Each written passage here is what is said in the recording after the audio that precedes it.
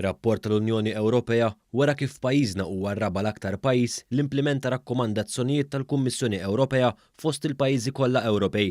Fil-fatt mill-2011 l-hawn Malta implementat 82% tar-rakkomandazzjonijiet li l-Unjoni Ewropea għamlet fil-konfront ta' pajjiżna.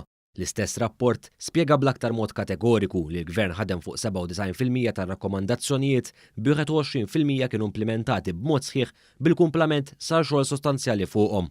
Kontra l-perċezzjoni li qed jipprova jagħti l-Partit Nazzjonalista, dan il-Gvern implementa ħafna minn dak propost mill-Unjoni Ewropea fuq diversi setturi, fosthom dawk finanzjarji, fis-settur tal-enerġija, l-istabbiltà finanzjarja u s-suq tax-xogħol.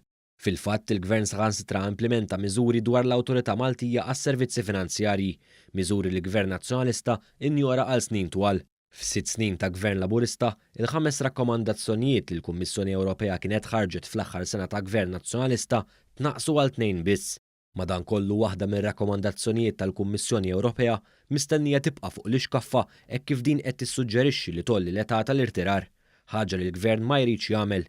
Ir-rapport li ħareġ dwar pajjiżna rrimarka wkoll li tkabbir ekonomiku mistenni jibqa' b'saħħtu u l-ekonomija mistennija tibqa' tikber b'ritmu maġġel. Qal ukoll li l-qafas fiskali ta' pajjiżna huwa wieħed robust u li għandu trasparenza fiskali skont kif mistenni mill-istandards Ewropej.